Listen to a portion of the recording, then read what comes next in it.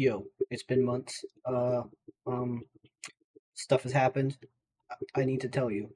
So the other month, these builds started popping up around the shopping district, and they just kept getting taller and taller and taller. So I decided to do the completely unreasonable thing and build a giant tower. But there was still one problem. Sure, it would have been tall enough to win me the competition, but only temporarily. I needed to go to height limit. And thankfully, I have just the friend to help me with that. Introducing Banana Boy! Subscribe to that cool person. So now I'm introducing you to Giant Tower version 2.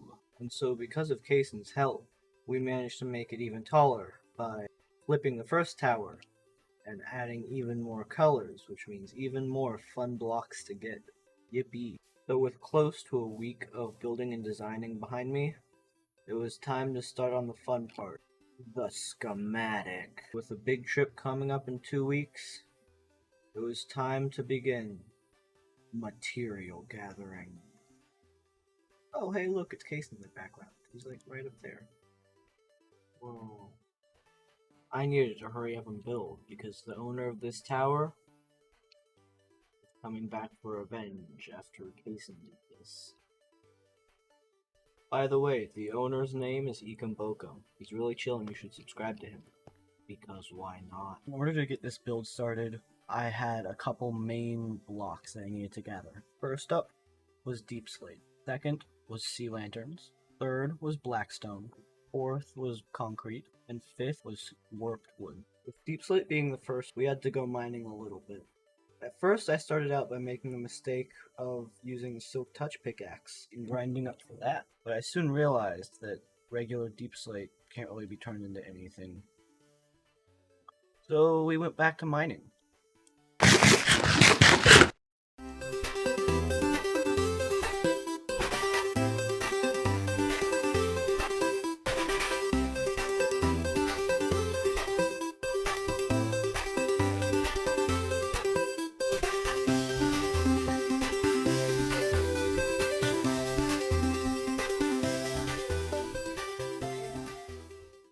So with deep slate wrapping up, it was time to focus on the next item, sea lanterns.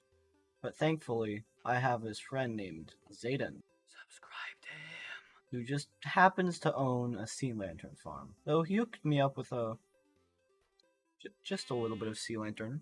Just a tiny little bit. And this is basically how their interaction went.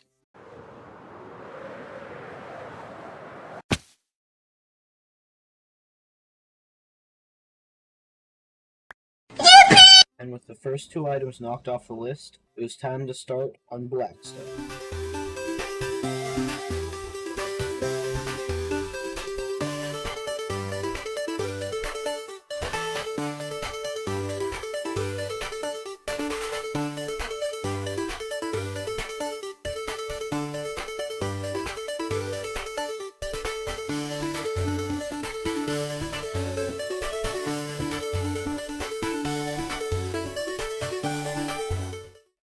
Now that we've rocketed through Blackstone, it was time to move on to concrete.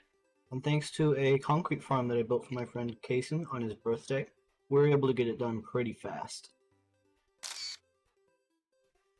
After stopping for a cinematic screenshot, it was time to go and get the concrete.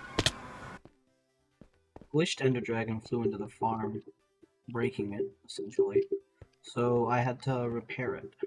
This contraption here stops the end platform from respawning, and we've got a collection system down there which allows us to gather concrete powder there very fast.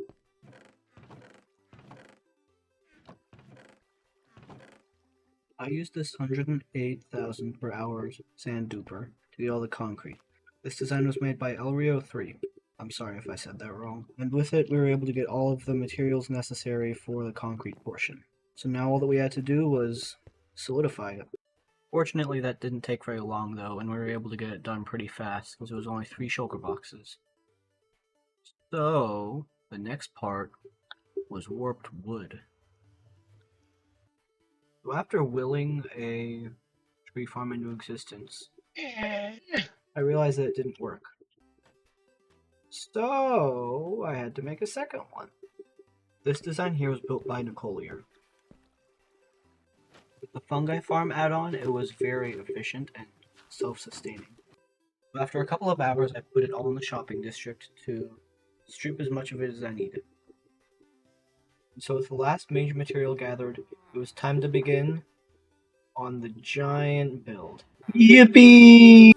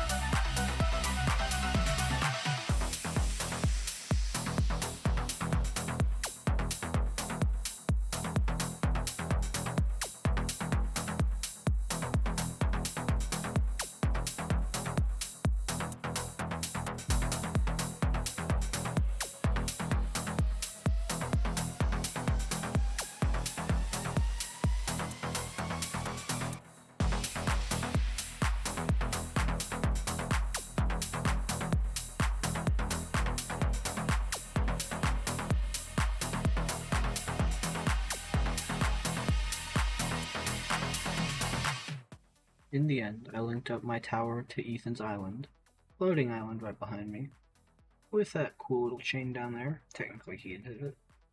And we threw on some beacons. And finally, it was done.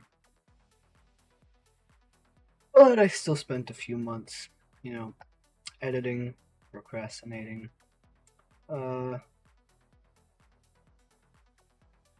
Yippee.